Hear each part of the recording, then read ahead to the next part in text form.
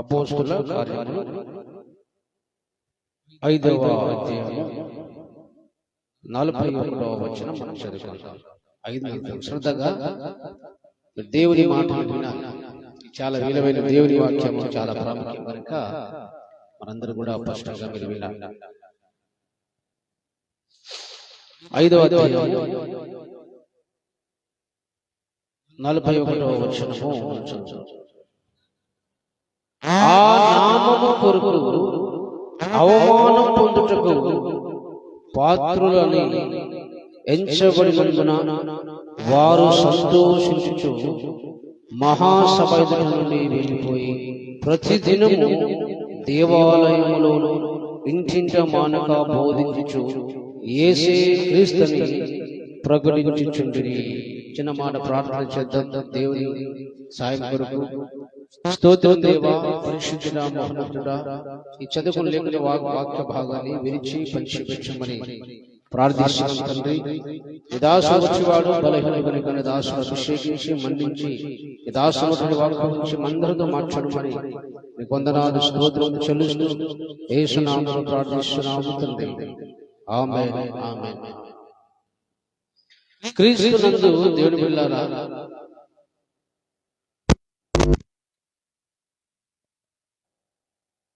ఇక్కడ మనం చదువుకున్న లేఖన భాగం అపోస్తుల కార్యములు 5వ అధ్యాయం 1వ వచనం. ఆ నామము కొరకు అవమానం పొందుటకు పాత్రులను ఎంచబడినందున వారు సంతోషించుచు మహాసభ ఎదుట నుండి వెళ్ళిపోయి దేవునికి స్తోత్రం. హల్లెలూయా.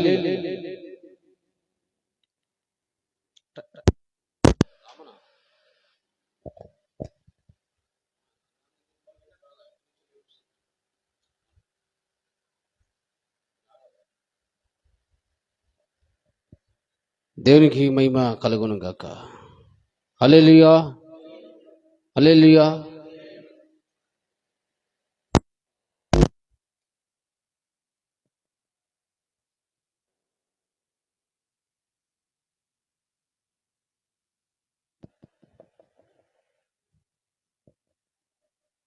దేవునికి స్తోత్రం. హల్లెలూయా. దేవునికి మహిమ కలుగును గాక. హల్లెలూయా.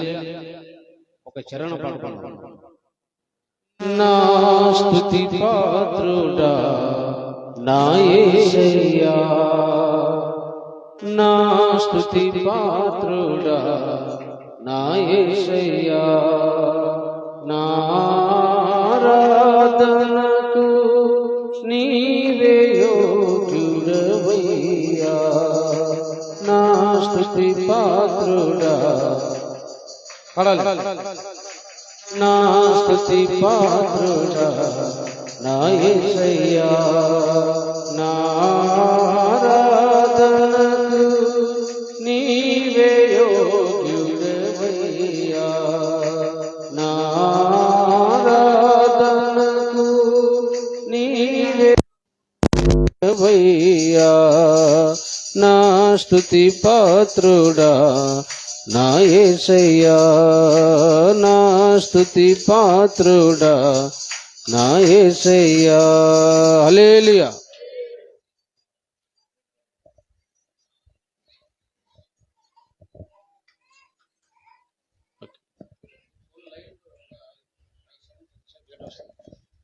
దేవునికి మహిమ కలుగును గాక. హల్లెలూయా. ఇక్కడ ఏం రాయబడిందంట? యేసుక్రీస్తు ప్రభు శిష్యులు ఆయన మరణించి తిరిగి లేచిన తర్వాత ఆ యేసు ప్రభును ప్రకటించినప్పుడు, అలాగే వాళ్ళకి చాలామంది పట్టుకొని యేసు నామమును వాళ్ళు ప్రకటించొద్దని ఒక సభ పెట్టి, అలాగే వారికి ఒక హెచ్చరించారంటే వాళ్ళకి యేసు ప్రభు శిష్యులను వాళ్ళు ఏం చేశారంటే 40వ వచనం చూడండి. వారు అతని మాటకు సమ్మతించి అపోస్తులను పిలిపించి కొట్టించి యేసు నామమును బట్టి బోధింపకూడదని ఆజ్ఞాపించి వారిని విడుదల చేసిది. యేసుక్రీస్తు ప్రభు శిష్యులను అలాగే సువార్త ప్రకటించినప్పుడు యేసు ప్రభు గురించి చెప్తే కొంతమంది పట్టుకొని వాళ్ళు పట్టుకొని వాళ్ళు కొట్టి మళ్ళీ యేసు ప్రభు గురించి ఎవరికి మీరు చెప్పొద్దని వాళ్ళకు కొట్టారంట. అయితే కొట్టినందుకు, దెబ్బలు తిన్నందుకు క్రీస్తు శిష్యులు, యేసుప్రభు అపోస్తలులు ఏ విధంగా వాళ్ళు స్పందించారో ఇక్కడ 41వ వచనం రాయబడింది. ఆ నామము కొరకు అవమానము పొందుటకు పాత్రులను ఎంచబడినందున వారు సంతోషించుచు. ఏం చేశారంట వాళ్ళు? వాళ్ళకు యేసుప్రభు ప్రకటించినందుకు, కొట్టినందుకు వాళ్ళు అవమానంగా ఫీల్ కాలేదు. ఆ నామము కొరకు, యేసు నామము కొరకు దెబ్బలు తినే భాగ్యం మాకు దొరికింది కాబట్టి వాళ్ళు సంతోషించుచు అని రాయబడింది. దేవుని నామం కొరకు, క్రీస్తు కొరకు నీకు అవమానం కలిగినప్పుడు నువ్వు అవమానంగా ఎంచొద్దు. ఏం చేయాలండి? ఎవరైనా మీకు యేసు ప్రభు గురించి మీకు కొడితే మన అవమానం పోయి గాయపడి మొగ్గు మార్చుకొని కూర్చుంటాం.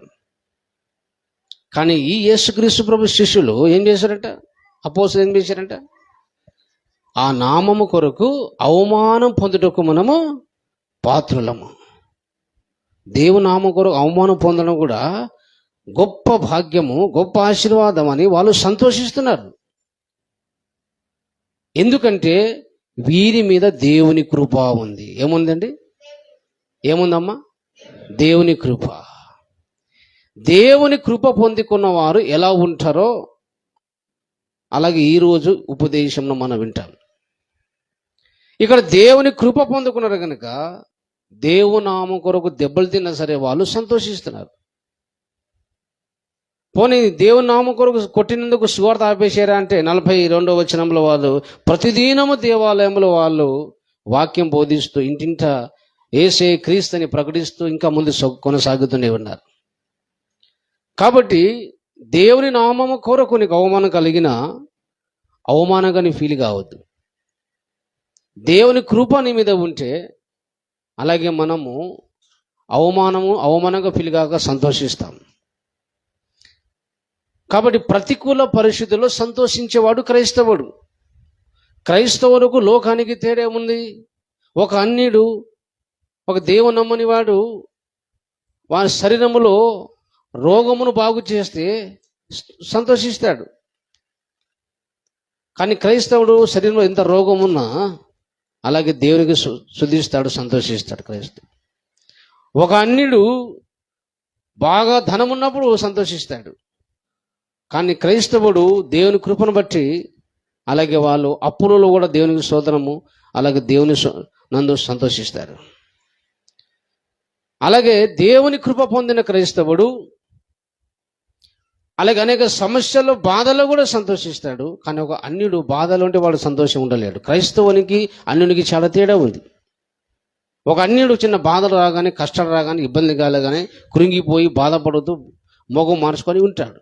కానీ యేసు ప్రభునందు విశ్వాసం ఉంచిన క్రైస్తవుడు అలాగే శ్రమలలో కూడా, బాధల్లో కూడా సంతోషించగలుగుతాడు.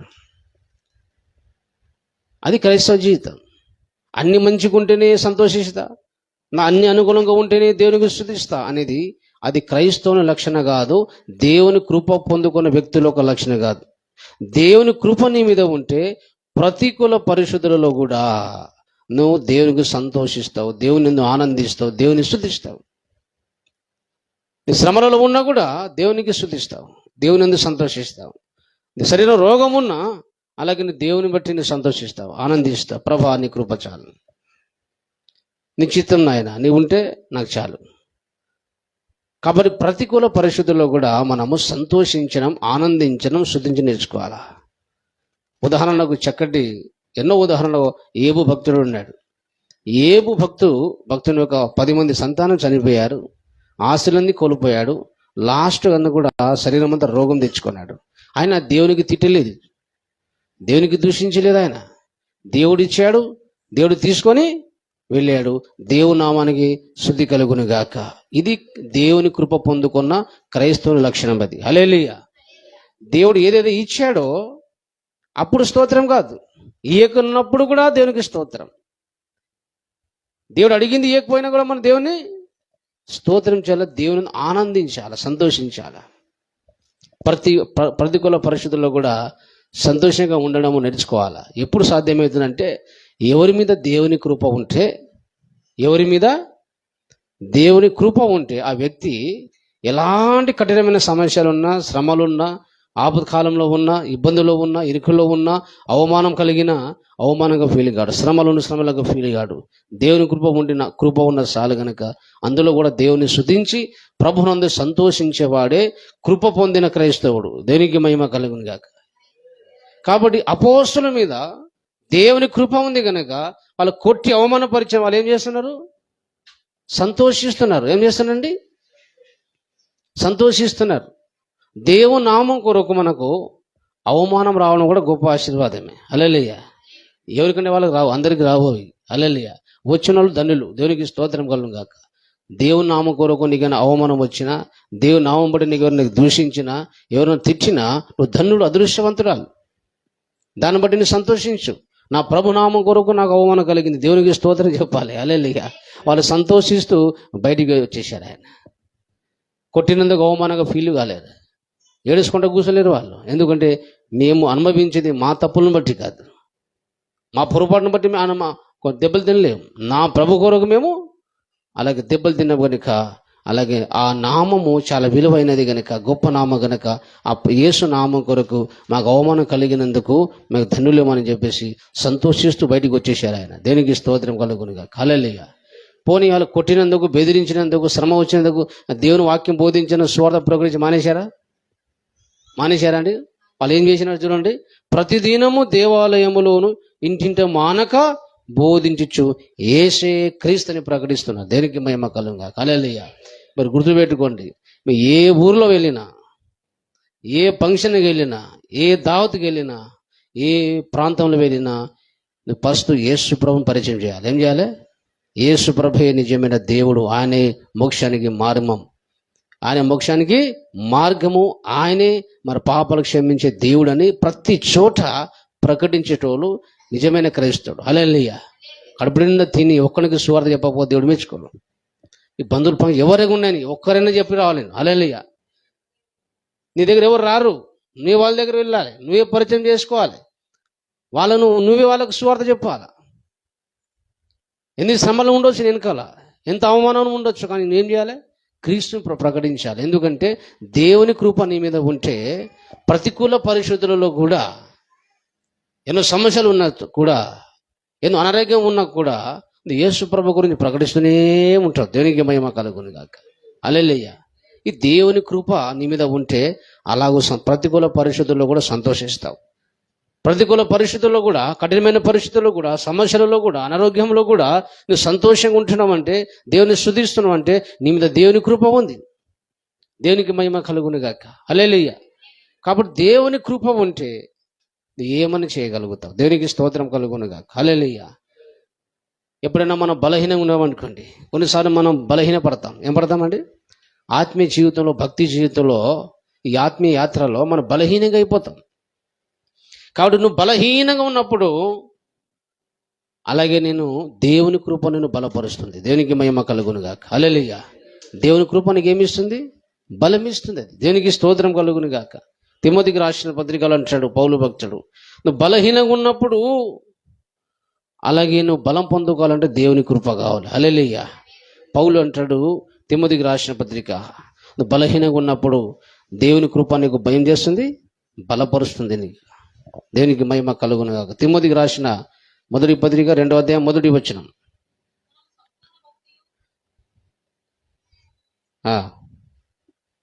కాదు 2వ పత్రిక 2వ అధ్యాయం 1వ వచనం.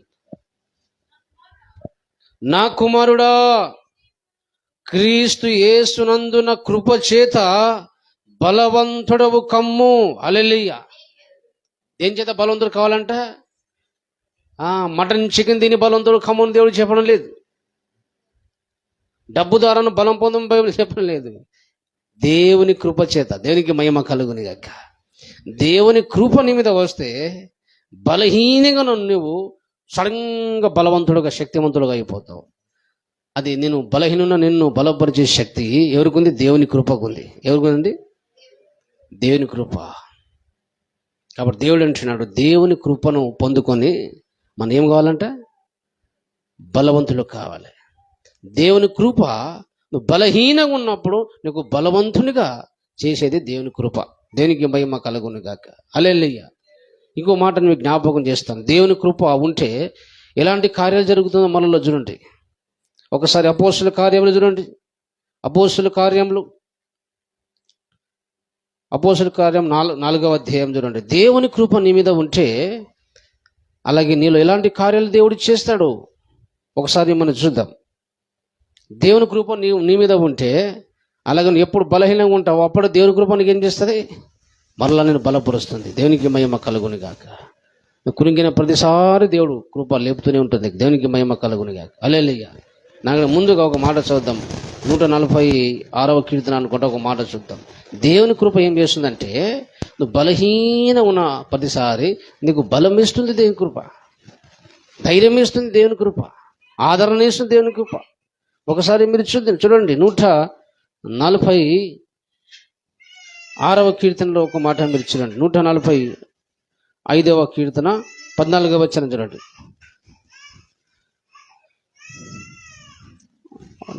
145వ కీర్తన 14వ వచనం. యెహోవా పడిపోయిన వారందరినీ ఉద్ధరించువాడు. ఎవరంటే చెప్పండి? పడిపోయిన వారందరినీ ఏం చేశారు చెప్పండి? అందరు చెప్పాను. నాకు చూడాలమ్మా, పిల్లలు చూడదు, ఏడుస్తుంటారు పట్టించుకోదు మీరు. అలా పిల్లల వైపు చూస్తే మైండ్ మీకు వాక్యం అర్థం కాదు. దేవుని కృప ఏం చేస్తుంది? ఏం చేస్తాడంట? కృంగిన వారికి అంట లేవనెత్తది. కృంగినప్పుడు దేవుని కృప ఏం చేస్తుంది? లేవనెత్తది. నీలో కొన్ని తప్పులు ఉండొచ్చు, కొన్ని బలహీనతలు ఉండొచ్చు, కొన్ని లోపాలు ఉండొచ్చు. కానీ దేవుని కృప నీలో కొన్ని లోపాలు ఉన్నప్పటికీ కూడా అలాగే నేను ఏం చేస్తుంది? కృంగిన నిన్ను పైకి లేవనెత్తది అన్నది. దేవునికి మహిమ కలుగును గాక. దేవుని కృప నువ్వు పడిపోయినప్పుడు, పడిపోవడం అంటే బండి మీద నుంచి పడిపోవడం కాదు, సైకిల్ మీద పడిపోవడం కాదు. అంటే నీ యొక్క పరిస్థితులు ఘోరంగా మారినప్పుడు, నీ కుటుంబం చెడిపోయినప్పుడు, నీ బ్రతుకు నశించిపోయినప్పుడు, లేకపోతే ఆత్మీయ ప్రార్థన జీవితం వాక్య ధ్యానములో ఆత్మలోనూ బలహీనంగా అయినప్పుడు అలాగే దేవుడు నీకు పడిపోయిన నిన్ను ఏం చేశాడు? ఆయన ఉద్ధరిస్తాడు, పైకి లేవుతాడు ఆయన. దేవునికి మహిమ కలుగునుగా. హల్లెలూయా. పడిపోతే నేను ఏం చేశాడు? దేవుడు కృప ఏం చేస్తాడంట? పైకి లేపుతాడు ఆయన, ఉద్ధరిస్తాడు ఆయన. దేవునికి మహిమ కలుగునుగా. హల్లెలూయా. కాబట్టి నువ్వు బలహీనంగా ఉన్నప్పుడు, శక్తిహీనులుగా మనం ఉన్నప్పుడు మనం దేని కొరకు వేడుకోవాలా? దేవుని కృప కొరకు. దేవుని చెప్పండి, అయ్యా నీ కృప చేత నన్ను బలవంతునిగా చేయి. దేని చేత? నేను మంచివాడిని ప్రభువా, నా మంచి చేయి. అట్లా కాదు. మనలో మంచితనం లేదు, ఎన్నో లోపాలు ఉన్నాయి, ఎన్నో పొరపాటు, ఎన్నో బలహీనతలు ఉన్నాయి. అప్పుడే నీకు దేవుని కృప అవసరం. నేను తప్పులున్నా బలహీనత ఉన్నా కూడా కృంగిన నిన్ను లేవనెత్తాలంటే, పడిపోయిన నిన్ను ఉద్ధరించాలంటే, బలహీనంగా ఉన్న నిన్ను అలాగే దేవుడు బలపరచాలంటే దేవుని కృప కావాలి. హల్లెలూయా. దేవుని కృప రాగానే బలహీనంగా ఉన్న నిన్ను సడన్గా బలవంతులైపోతావు. కాబట్టి మనకు బలవంతులుగా శక్తిమంతులుగా మనము జీవించాలంటే ఏం కావాలి? మనకు దేవుని కృప కావాలి. ఏం కావాలండి? దేవుని కృప కూడా వేడుకోవాలి మనం. హల్లెలూయా. అపోస్తల కార్యంలో చూడండి 4వ అధ్యాయంలో దేవుని కృప మన మీద ఉంటే ఎలాంటి కార్యాలు జరుగుతాయో చూడండి. దేవుని కృప ఉంటే మనం ఏమైనా చేయగలుగుతాం. దేవుని కృప నీ మీద లేకపోతే నువ్వు ఏమి చేయలేవు. మనం దేవుని కృప ఉంటే ఏమైనా చేయగలుగుతాం. దేవుని కొరకు ఏదైనా సాధించగలుగుతాం. ఎంత పెద్ద రిస్క్ అయినా శ్రమలైనా భరించగలుగుతాం. దయచేసి మీరు చూడండి దేవుని కృప 4వ అధ్యాయం, అపోస్తల కార్యంలో 4వ అధ్యాయము 33వ వచనం చూడండి. 33, 34. ఇదియుగాక అపోస్తలులు బహుబలముగా ప్రభు అయిన యేసు పునరుద్ధానమును గురించి సాక్ష్యం ఇచ్చిరి. ఏమిచ్చిరంట వాళ్ళు? పునరుద్ధానం గురించి బలంగా సాక్ష్యం ఇచ్చారంట. దైవ కృప అందరి యందు అధికముగా ఉండెను. అందరు చెప్పాలి, ఏముండేనంట? దైవ కృప అందరి మీద అధికముగా ఉంది. దేవుని కృప చాలా ఎక్కువగా అధికముగా అందరి మీద ఉన్నదంట. హల్లెలూయా. మరి దేవుని కృప వారందరి మీద ఉన్నందుకు వాళ్ళందరూ ఏం చేశారు మరి? అక్కడ చూడండి, ఇక్కడ దేవుని కృప వాళ్ళందరి మీద ఉన్నందుకు వాళ్ళు ఏం చేశారంట? భూములైనను ఇండ్లైనను కలిగిన వారందరూ వాటిని అమ్మిన వాటి వేళ తెచ్చి అపోస్తలుల పాదముల యొద్ద పెట్టుచూ వచ్చిరి. ఏం చేశారంటే వాళ్ళు చూడండి, ఆస్తులు భూములందరూ కూడా అమ్మేసి అపోస్తలుల పాదం దగ్గర డబ్బులు తెచ్చి పెట్టారంట. దేవునికి మహిమ కలుగునుగా. హల్లెలూయా. ఎందుకు? ఏముంది వారి మీద? దైవ కృప అందరి మీద అధికముగా ఉండేను. హల్లెలూయా. భూములు ఆస్తులు అమ్ముకొని దేవునికి ఇవ్వడం అంటే అంత ఈజీ కాదు అది. దేవుని కృప అధికముగా ఉంటే అలా చేయగలుగుతాం. దేవునికి మహిమ కలుగును గాక. దేవుని కృప వారి మీద ఉందంట. వాళ్ళు ఏం చేశారంట? భూములు ఇల్లు అమ్మేసి ఎవరికి ఇచ్చారంట? దైవ సేవకులు పాదాల దగ్గర, అయ్యేగోమా ఈ పరిచయ ఈ ధనమంతా దేవునికే, ఈ ఆస్తి యొక్క దేవునికే, ఈ భూమి డబ్బులు దేవునికే, పొలం డబ్బులు దేవునికే, దేవుని కొరకు మీరు వాడండి అని అపోస్తలుల వద్దకు అది తెచ్చుతూ వచ్చేది అని రాయబడింది. ఎందుకంటే అలా అంత త్యాగం చేయడానికి కారణం ఏంటి చెప్పండి? దేవుని కృప ఉందంట. ఏముందంట వాళ్ళ మీద? దేవుని కృప అందరి మీద అధికముగా ఉండేను. అందరు భూమి ఇళ్ళు అందరూ అమ్మేసి అందరు దేవునికి ఇచ్చారంట. దేవునికి మహిమ కలుగునుగా. హల్లెలూయా. ఇప్పుడు దేవుని కృప ఉండాలి మన మీద. ఏముండాలండి? ఏముండాలి? దేవుని కృప ఉంటే మనకు కలిగినది మనది కాదు, దేవునికి ఇస్తామంటాం. హల్లెలూయా. వాళ్ళు ఏమనుకున్నారు చూడండి, ఒక మాట రాయబడి, అద్భుతమైన మాట, 35వ వచనము. వారు ప్రతివానికి చూడండి, వారు ప్రతివానికి వాని అక్కర కొలది పంచిపెట్టుచు, అలాగే వారిలో ఎవనికి కొదవలేదు. 32వ వచనం చూడండి. విశ్వసించిన వారందరూ ఏక హృదయమును ఏకాత్మయు గలవారై ఉండి ఎవడను తనకు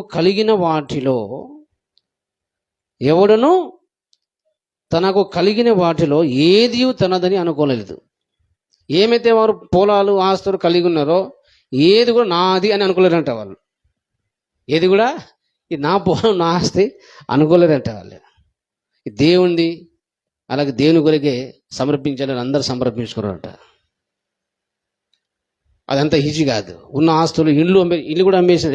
ఏమేమంటే భూములైనను ఇళ్ళైనను కలిగిన వారందరూ చూడండి. ఇల్లు అమ్ముకుంటాం మనం, చెప్పండి.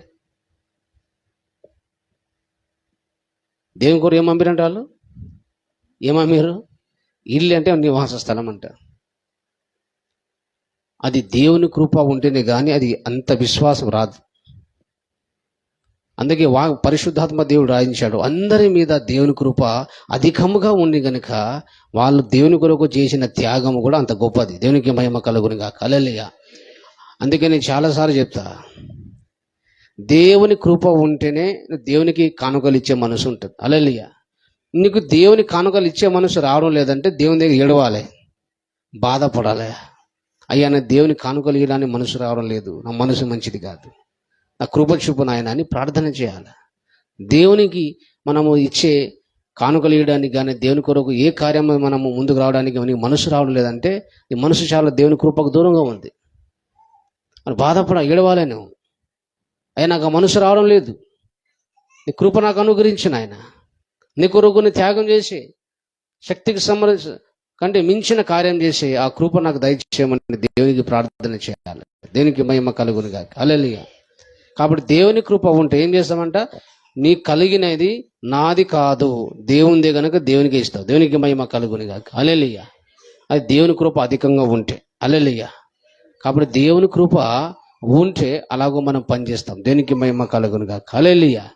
ఇంకో మాట చెప్తానే, దేవుని కృప మన మీద ఉంటే ఎలాంటి కార్యం చేస్తామో ఇంకో మాట నాకు జ్ఞాపకం చేసుకుంది, దయచేసి మీరు చూడండి. కొరింథీయులకు రాసిన పత్రిక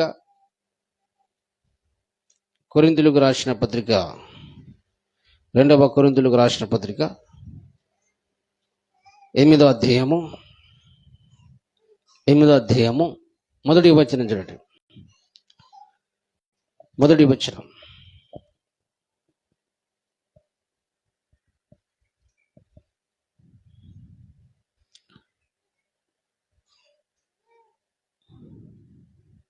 రెండవ కొరింథీయులకు రాసిన పత్రిక 8వ అధ్యాయము మొదటి వచనం చదివి ఒకసారి. రెండవ కొరింథీయులకు రాసిన పత్రిక 8వ అధ్యాయము 8వ వచనం. సహోదరులారా, మాసిదోనియ సంఘములకు అనుగ్రహింపబడిన దేవుని కృపను గురించి మీకు తెలియజేయుచున్నాను. పౌలు ఏమంటున్నాడంట? మాసిదోనియ సంఘములకు అనుగ్రహింపబడి ఉన్న దేవుని కృప. మాసిదోనియ సంఘానికి ఏమో అనుగ్రహించబడిందంట? దేవుడు వాళ్ళ కృప అనుగ్రహించాడంట. ఆ సంఘంలో విశ్వాసులకు అందరికీ దేవుడు ఒక కృప అనుగ్రహించాడంట. ఆ కృప ఎలాంటి కృప అంటే, దయచేసి మీరు చూడండి, అక్కడ చెబుతాడు 2వ వచనం. ఎలాగనగా వారు బహు శ్రమ వలన పరీక్షింపబడగా. జాగ్రత్త వినండి, ఏమున్నదా దేవుని కృప? మాసిదోనియ సంఘం మీద దేవుని కృప అనుగ్రహింపబడిందంట. ఆ సంఘం ఎలాంటి స్థితిలో ఉంది? ఎలాంటి స్థితిలో ఉందంట? వారు బహు శ్రమ వలన పరీక్షింపబడగా అత్యధికముగా సంతోషించిరి. దేవునికి మహిమ కలుగును గాక. అందరు చెప్పాల నాకు. వారు బహు శ్రమ వలన ఏం చేశారంట? బాగా శ్రమలు ఎక్కువనే ఏడ్చుకుంటూ కూర్చున్నారా? ఏం చేశారంట వాళ్ళు? అంటే దేవుని కృప ఏం చేస్తుంది? ఎన్ని శ్రమలు వచ్చినా శ్రమలలో సంతోషం ఇచ్చేది దేవుని కృప. శ్రమ రాగానే దేవుని మీద గులుగుతున్నావు, సునుగుతున్నావు అంటే దేవుని కృపను పోగొట్టుకుంటున్నాం. దేవుని కృప నీ మీద ఉంటే నీకు ఎన్ని శ్రమలు ఉన్నా నువ్వు సంతోషిస్తావు దేవుని బట్టి. దేవునికి మహిమ కలుగుగా. హల్లెలూయా. నువ్వు ఉంటే నాకు చాలేసా. ఏమని చెప్పండి? నువ్వు ఉంటే నాకు చాలు. దేవుని అడగాలి అన్ని. ప్రభా, ఈ శ్రమను తప్పించు నాయన, రక్షించు, అన్నీ అడగాలి. ఇస్తే మంచిది, లేకపోతే నీ కృప చాలు తండ్రి. నేను మాత్రం నమ్మకంగా కొనసాగుతా. దేవునికి మహిమ కలుగునిగా. హల్లెలూయా.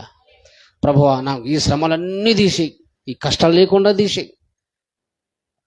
రోగమంతా తీసి, అప్పుడు నేను దేవుని నమ్ముకుంటా అంటే అది కాదు. అది అసలైన దేవుని కృప కాదు. హల్లెలూయా.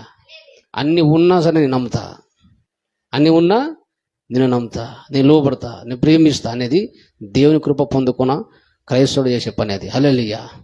ఫస్ట్ మన దేవుని ప్రేమించాలండి. ఫస్ట్ దేవుని మనం నమ్మాలి, ఆయనకు మనం విధేయత చూపాలి. కాబట్టి దేవుని కృపను మనం పొందుకోవాలి. దేవుని కృప నీ మీద ఉంటే శ్రమలలో కూడా ఏం చేస్తాను? శ్రమలలో ఏం చేస్తాను?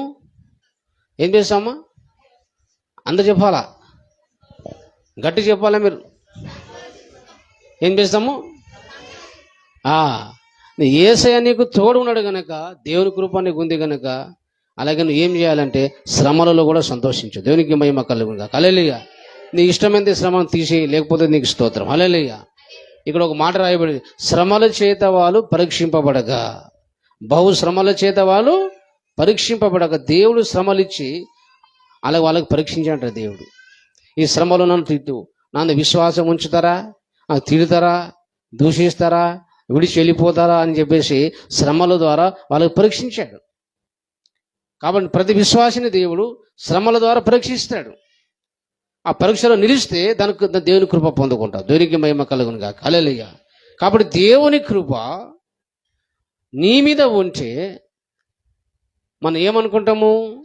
అలాగే శ్రమలలో కూడా సంతోషిస్తాం. ఏం చెబుతాండి? శ్రమలలో కూడా ఏం చేస్తాను? సంతోషిస్తాం.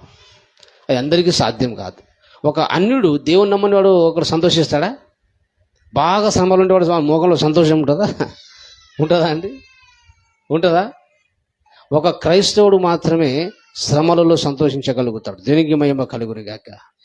ఒక క్రైస్తవుడు మాత్రమే శరీరం అంతా రోగం పెట్టుకొని కూడా సంతోషించగలుగుతాడు.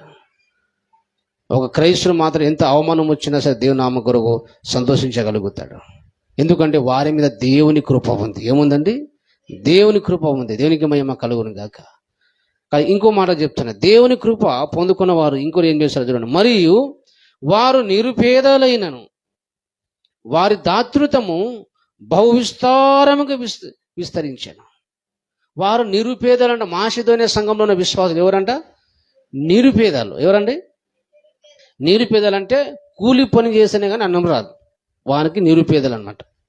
పని చేస్తేనే అన్నం మోసారు. ఒకరు పని చేయకపోతే అన్నం ఉండదు వాళ్ళకు. అలాంటి పరిస్థితులు ఉన్నారంట వాళ్ళు. అలాంటి ఈ మాసిదోనియ సంఘం ఏం చేశారంటే దాతృత్వం అనగా ఇచ్చే విషయంలో వాళ్ళు దాతృత్వం అనగా దానం చేయడం విషయంలో వాళ్ళు విస్తరించినంట, వాళ్ళు దాతృతో విస్తరించినంటే వాళ్ళు నిరుపేదలైనను ఒక పూట తిని అలాగే అన్నం తినే పరిస్థితుల్లో ఉన్నప్పుడు కూడా వాళ్ళు ఏం చేశారంటే దాతృత్వం అనగా ధర్మం చేయడం, అది విస్తరించిందంట. ఇచ్చే విషయంలో మాటము అందరికంటే వాళ్ళు ఫస్ట్లో ఉన్నారు. దేవునికి మహిమ కలుగునుగా. హల్లెలూయా. వారు ఏం చేశారంటే చూడండి ఇక్కడ, ఏం చేశారంటే చూడండి అక్కడ, ఈ కృప విషయంలోను పరిశుద్ధుల కొరకైన పరిచర్యలలో పాలు పొందు విషయంలోను, పరిశుద్ధుల కొరకైన పరిచర్య అంటే ఏ సేవకులు సేవ చేస్తూ ఉంటే ఆ పరిచర్యలో మేము కూడా పాలు భాగస్వాములు కావాలి.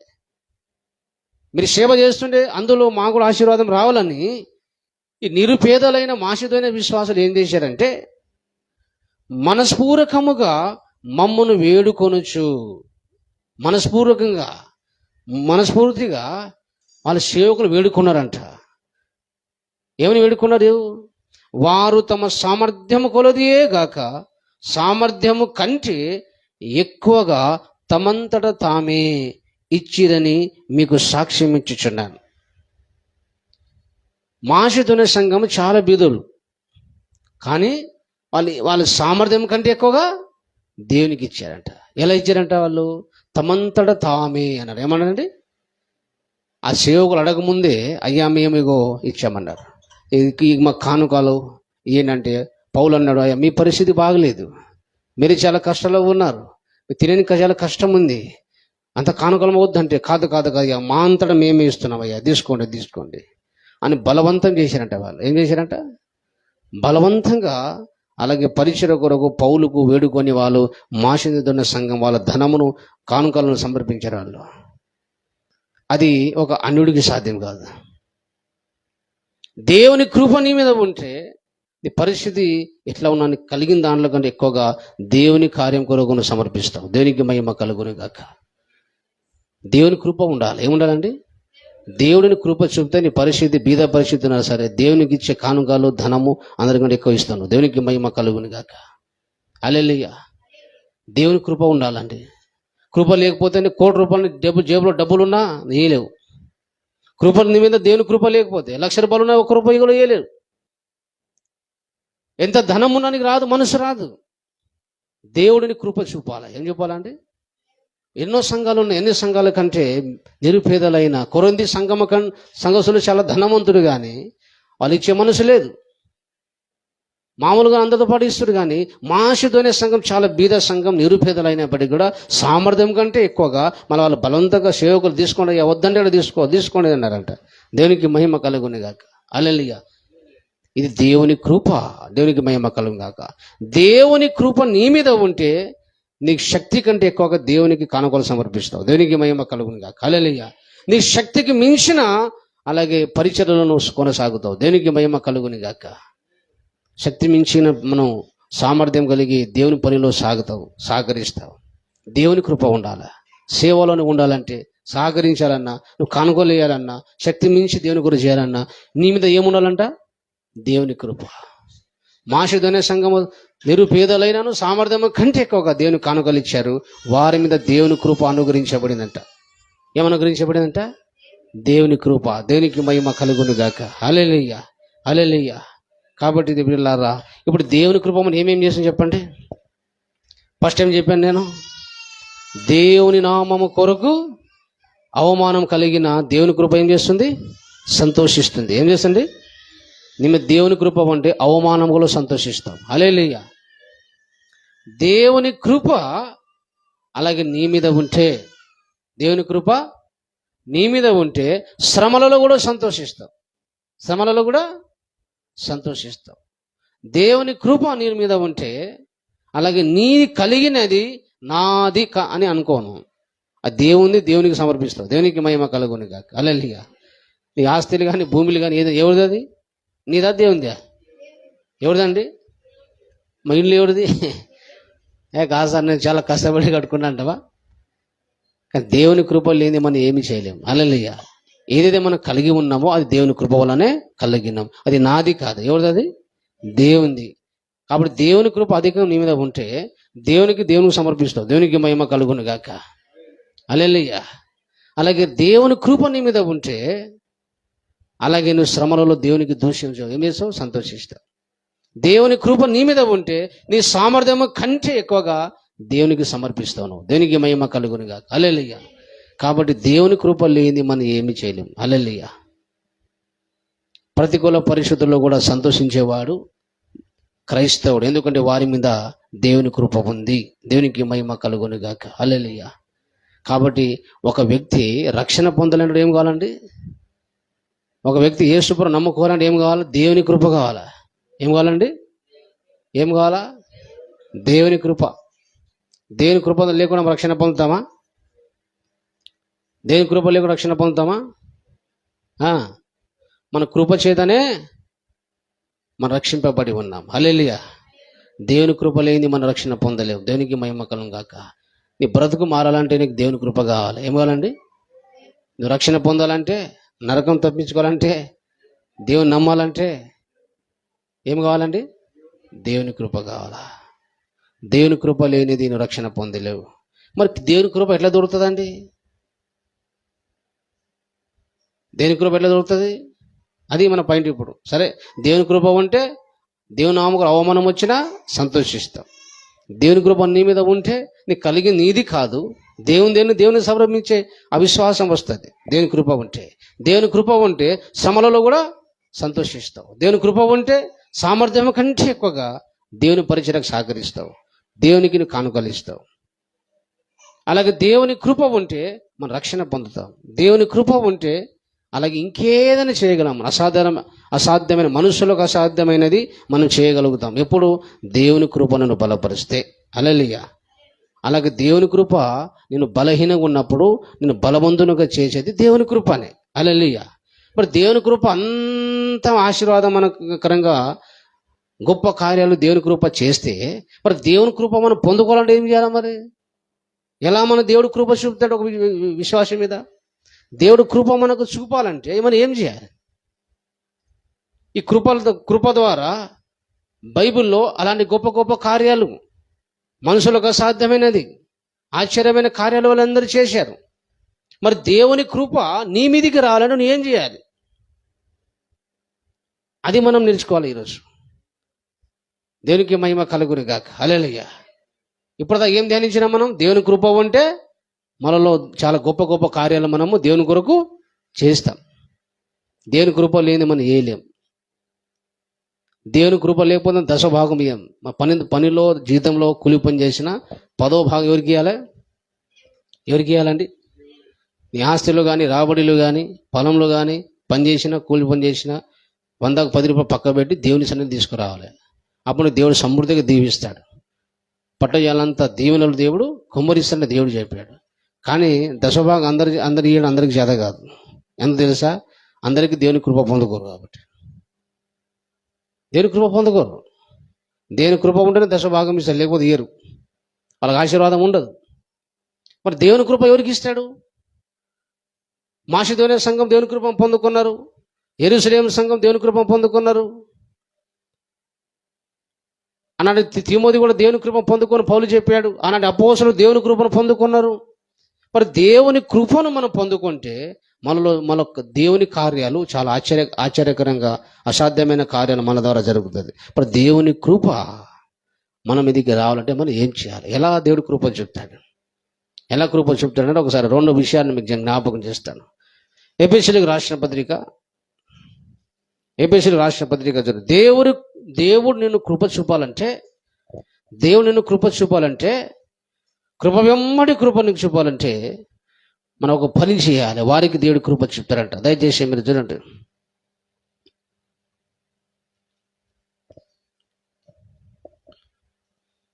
ఆరవ అధ్యాయం 24వ వచనం.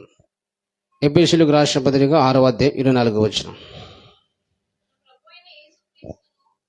మన ప్రభువు అయిన యేసుక్రీస్తును శాశ్వతమైన ప్రేమతో, ఎవరికంట? యేసుక్రీస్తును, అందరు వినాలమ్మా, యేసుక్రీస్తును శాశ్వతమైన ప్రేమతో ప్రేమించు వారందరికీ కృప కలుగునుగాక. హల్లెలూయా. యేసయ్యను ప్రేమించాలి ఫస్ట్. అది యేసయ్య ఎలా ప్రేమించారంటే శాశ్వతమైన ప్రేమతో.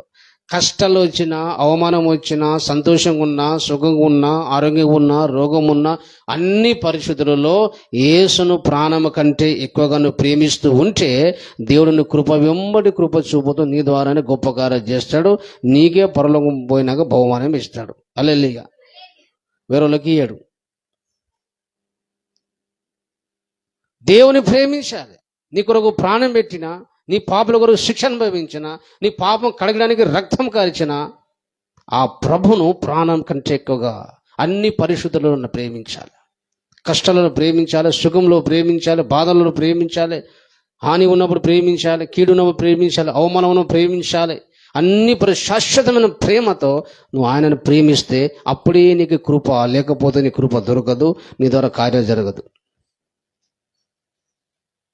దేవుని కృప నీకు దొరకాలంటే మాషిదైన సంఘం మీద కృప, ఆదిమ సంఘం మీద కృప, అపోసల మీద ఉన్న కృప, పాత నిబంధన కాలంలో భక్తులు పొందిన కృప నీ మీద రావాలంటే, అలాగే నువ్వు దేవునికి ఏం చేయాలి? ప్రేమించారంట. ఎలా ప్రేమించారంట? యేసయ్యను శాశ్వతమైన ప్రేమ. అంటే అర్థం ఏంటిది? నీకు సుఖం ఉన్నప్పుడు ఎంత ప్రేమిస్తావో, కష్టాల్లో కూడా దేవుని అంతే, శ్రమలు ఉన్నప్పుడు ఎంత ప్రేమిస్తావో, ఏ శ్రమ లేనప్పుడు కూడా అంతే ప్రేమించాలి. అన్ని పరిస్థితుల్లో ప్రాణం కంటే ఎక్కువగా ప్రేమించాలి. ఎవరు చెప్పండి? ప్రాణం కంటే ఎక్కువగా యేసుని ప్రేమిస్తే దేవుని కృప వెంబడి కృప చూపుతూనే ఉంటాడు దేవుడు. దేవునికి మహిమ కలుగును గాక.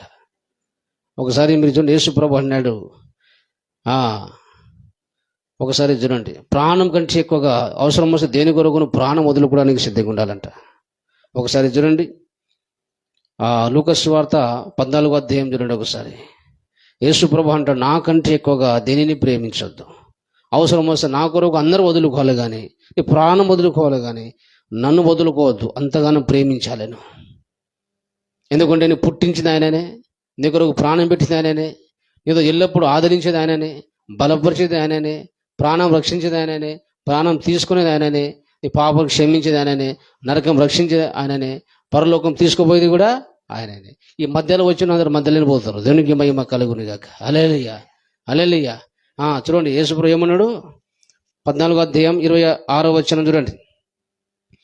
ఎవడైనను నా యొద్దకు వచ్చి, 14వ అధ్యాయం లూకాసు సువార్త 26వ వచనం. ఎవడైనను నా యొద్దకు వచ్చి తన తండ్రిని, తల్లిని, భార్యను, పిల్లలను, అన్నదమ్ములను, అక్క చెల్లెలను, తన ప్రాణమును సహా ద్వేషింపకుంటే వాడు నా శిష్యుడు కానేరడు అన్నాడు. ఎంత ప్రేమించాలా మనము?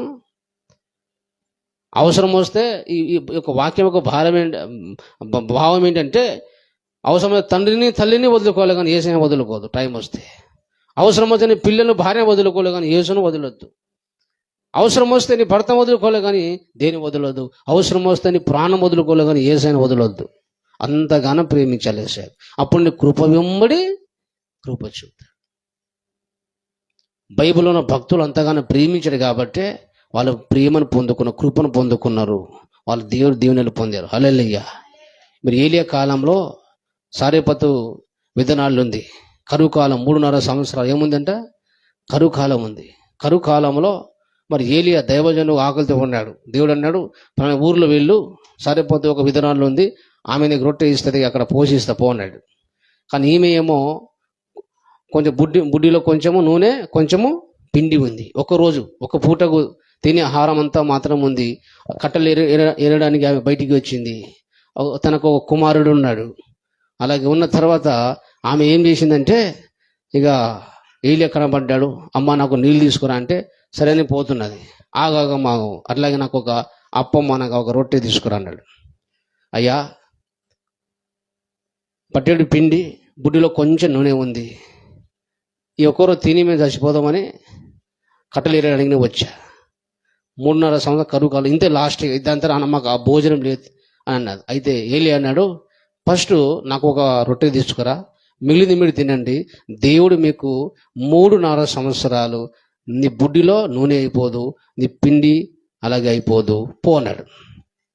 ఈమె విశ్వాసం ఉంచి సందేహపడకుండా సప్రదాగా వెళ్ళి అలాగో రొట్టె తీసుకొచ్చి అలాగే ఏలేకిచ్చింది.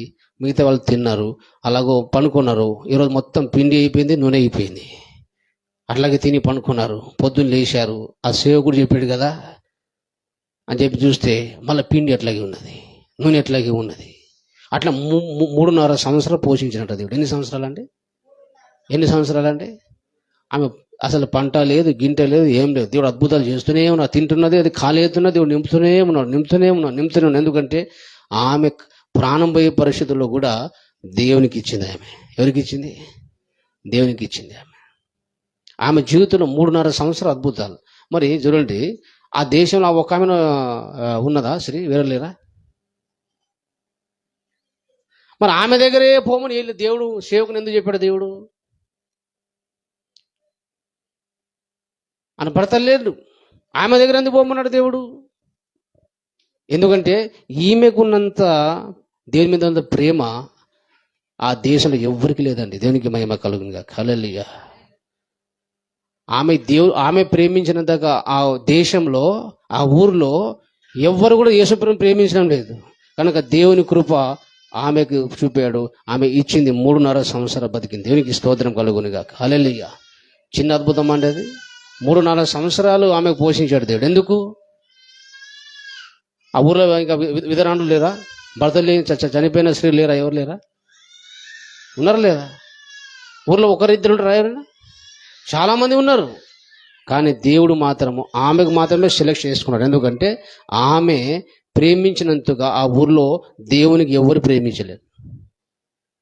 ఎంత దేవునికి ప్రేమిస్తావో అంత దేవుని కృప చూపుతాడు. అంత దేవుని కార్యం కొరకు అద్భుతాలు, అసాధ్యమైన కార్యాన్ని చేస్తావు. అలాగే దేవుడిని కృప చూపితే ఏమని చేయగలుగుతావు. దేవునికి మహిమ కలుగును గాక. దేవుని కృప నీ మీదికి రావాలంటే ఏం కావాలంట? ప్రాణం కంటే ఎక్కువగా శాశ్వత ప్రేమతో యేసును ప్రేమించాలి, దేవునిని ప్రేమించాలి. హల్లెలూయా. అందుకే చెప్తున్నాను, దేవుని ప్రేమించేవారు ఆదివారం అని మనం దావత్ పిలిచే మీరు పోతారా? అందరికంటే ఎక్కువగా దేవుని ప్రేమించినప్పుడు ఒక ఆదివారం మనం డబ్బులు ఇస్తే పోతారా అండి? 5,000 నీకు ఇస్తాం రా పని కంటే పోతారా మీరు? దేవుని ప్రేమించడం ఏమంటాడు? నా యేసయ్య కంటే 5,000 గొప్పది కాదు, నా యేసయ్య కంటే ఈ ఫంక్షన్ గొప్పది కాదు, నా యేసయ్య కంటే దావత్ గొప్పది కాదు, యేసయ్య కంటే ఈ పని గొప్పది కాదు. చాలామంది అలాగే మనము చిన్న కారణం బట్టి సన్నిధికి దుమ్మ కొడతారు. చాలా బాధగా. ఎందుకంటే వాళ్ళకి ఆశీర్వాదం ఉండదు. కొంతమంది ఆశీర్వాదం ఎందుకు పొందుతారు, కొంతమంది ఎందుకు దొరకరంటే వాళ్ళు దేవుని కృప పొందుకుంటారు. దేవుని ప్రేమిస్తున్నారు, దేవుని కృపను పొందుకుంటారు. దేవుని ప్రేమించకపోతే నీకు సమాధానం ఉండదు, శ్రమలు వచ్చినా అలాగే నీకు సంతోషం ఉండదు, దేవుని సమాధానం ఉండదు, దేవుని ఆశీర్వాదం ఉండదు. దేవునికి నువ్వు ఎంత ప్రేమిస్తే అంత దేవుడి కృప చూపుతాను, నీకు అంత ఆశీర్వాదం కృపుతాను. దేవునికి మహిమ కలుగునుగా. హల్లెలూయా. కాబట్టి గుర్తుపెట్టుకోండి, ఒక మాట చెప్తాను మీకు. మొన్న నా సొంత పెదనాయన చచ్చిపోయాడు. మా అమ్మ వాళ్ళ అక్క వాళ్ళ భర్త, అంటే నాకు పెదనాయన. ఆదివారము కార్యక్రమం ఉన్నది, నేను పోలేదు, సమాధికి పోలేదు, దినాలు కూడా పోలేదు. వాళ్ళు ఏమనుకుంటారు అంటే రాలేదు అనుకుంటారు. ఏమనుకుంటారు? ఎందుకంటే మా వాళ్ళు అందరూ అందరు మోసమంది సమాజం చేసేవాళ్ళు చేసిన అందరూ ఆడ వచ్చి నేను నిలబడడం తప్ప ఏం చేసి లేదు. కాబట్టి ఇప్పుడు నాకు దేవుని సన్నిధి డుమ్మ కూడా ఎవరు పోవచ్చు, అడిగేటోళ్ళు ఎవరు లేదు. కానీ దేవుని కంటే ఎక్కువగా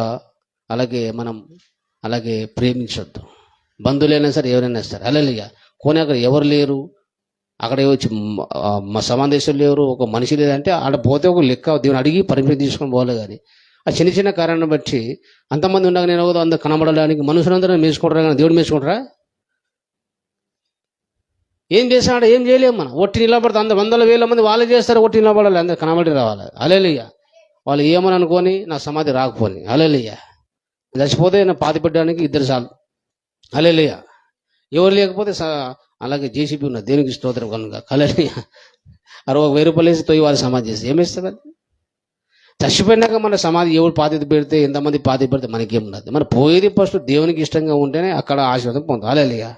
ఆ దేశం ముఖ్యం, పరలోకి వచ్చి ఆశీర్వాదం ముఖ్యం. కానీ 100 మంది రావాలి, 1,00,000 మంది రావాలంటే కాదు. నువ్వు మంచిగా ఉంటే దేవుడే కోట్ల మందిని రప్పిస్తాడు. దేవునికి మహిమ కలుగును గాక. హల్లెలూయా. దేవునికి మహిమ కలుగును గాక.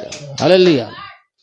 కాబట్టి దేవుని బిడ్డలారా, అలాగే చిన్న చిన్న కారణం బట్టి మనం ఏం చేయదు, ఏం చేయదు, డుమ్మ కొట్టదు. ఏం కొట్టదు అవునా? పని వస్తాయి, కానీ పని కంటే ఎక్కువ యేసయ్యను ప్రేమించు. దావత్లో వస్తాయి, ఆదివారం ప్రార్థన ఉన్నప్పుడే ప్రార్థనలు అట్టకాలు అన్నీ వస్తాయి. దావత్లో వస్తాయి, డబ్బులు పనులు వస్తాయి, అన్నీ వస్తాయి. అప్పుడు ఏం చేయాలి? నువ్వు దేవుని దగ్గర రావాలి. హల్లెలూయా. హల్లెలూయా. అప్పుడు దేవుడు నిన్ను కృప చూపుతాడు. కృప చూపితే నువ్వు పోగొడకుండా దాని కూడా డబుల్ త్రిబుల్ వేరేట్లు దేవుడు నీకు ఆశీర్వదిస్తాడు. హల్లెలూయా.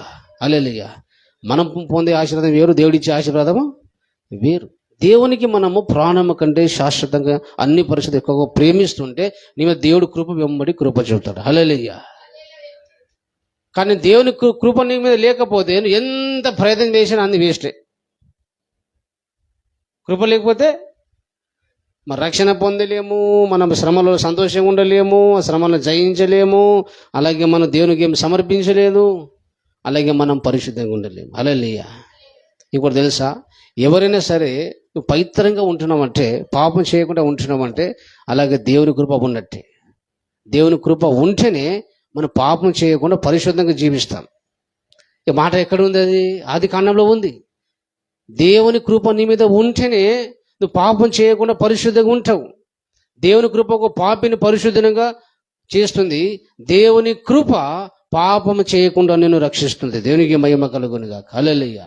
ఒకసారి మీరు చూడండి, ఆది కాండంలో మనం చూసినప్పుడు దేవుని కృప అంట, అలాగే అందరు చెడిపోయినా నువ్వు చెడిపోలేవు. అందరు చెడిపోయినా నిన్ను చెడిపోకుండా చేసేది దేవుని కృప. అక్కడ చూడండి, ఆది కాండం 6వ అధ్యాయం దయచేసి మీరు చూడండి. ఆది కాండము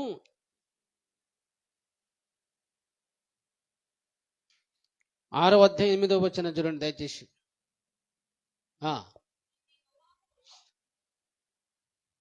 అయితే నోహవు యెహోవా దృష్టి యందు కృప పొందినవాడాయేను. నోహవు ఏం పొందినాడంట? నోహవు దేవుని దృష్టికి కృప పొందినవాడాయేను. హల్లెలూయా. నోహవు ఏం పొందాడంట? ఏం పొందాడు? ఎవరు పొందాడు? నోహవు. ఆయన కృప పొంది ఏం చేశాడంట మరి ఆయన? చూడండి ఒకసారి మీరు చూడండి, 11వ వచనం చూడండి.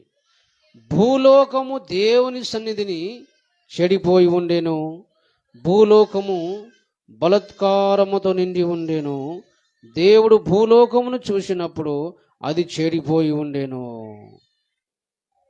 భూలోకం అంతా చెడిపోయిందంట. ఏం చేసిందంట? భూలోకం ఏం చేసిందంట? ముగిస్తున్నా, వినాలి, ఈ మాట చెప్పి ముగిస్తా. హల్లెలూయా. ఏమంట చెప్పండి? భూలోకము గట్టి చెప్పాలా? ఏం చెడిపోయాను? భూలోకం అంటే అర్థమైంది. భూలోకంలో మనుషులు అందరూ చెడిపోతే నోహవు ఒక్కడే చెడిపోలేడట. ఎవరు చెడిపోలేడండి? భూలోకం అంతా పాపం చేస్తే నోహవు ఒక్కడే పాపం చేయలేడంట. నోహవు కుటుంబం ఒకటే పాపం చేయలేదంట. ఆ కుటుంబం మాత్రమే రక్షించి భూలోకంలో ఉన్న మనుషులందరికీ నీళ్ళ ద్వారా నాశనం వేసేసింది దేవుడు. ఆ కాలం ఏం వేసిండు?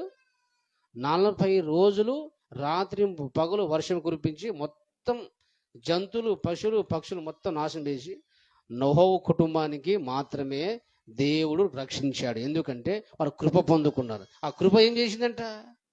భూలోకం అంతా చెడిపోయినా వాళ్ళు చెడిపోలేదు. నా దేవుడు పరిశుద్ధుడు కనుక నేను పాపం చేయను, నా దేవుడు పవిత్రుడు కనుక నేను పాపం చేయనని మనుషులు తీర్మానం చేసుకున్నారు. కనుక దేవుని కృప వాళ్ళకు బలపరిచి వాళ్ళు పాపం లేకుండా పరిశుద్ధంగా నీతిగా జీవించారు. దేవునికి మహిమ కలుగును గాక. హల్లెలూయా. అంటే దేవుని కృప ఉంటేనే నువ్వు పాపం చేయకుండా పరిశుద్ధంగా ఉంటావు. మరి దేవుని కృప నీ మీదకి రావాలంటే నువ్వు దేవునికి ప్రాణం కంటే ఎక్కువగా ప్రేమించాలి. దేవునికి ఎంత ప్రేమిస్తావో అంత కృప చూపుతాడు.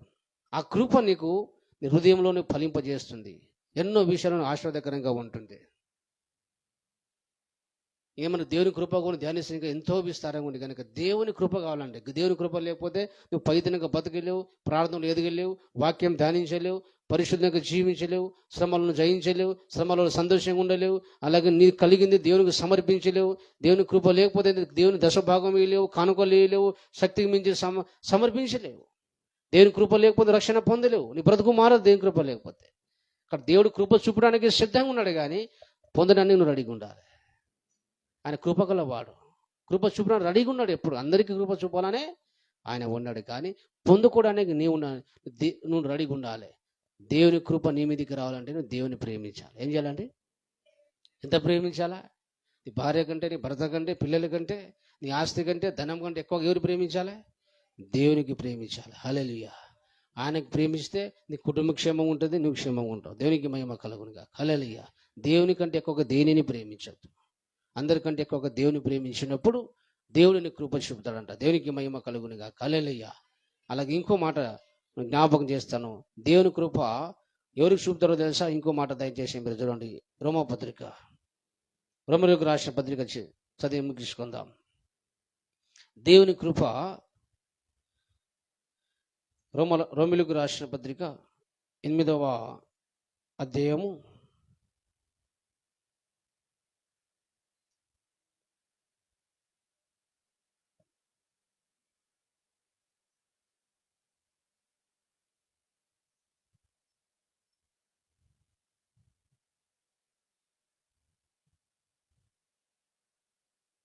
దేవునికి స్తోత్రం. హల్లెలూయా.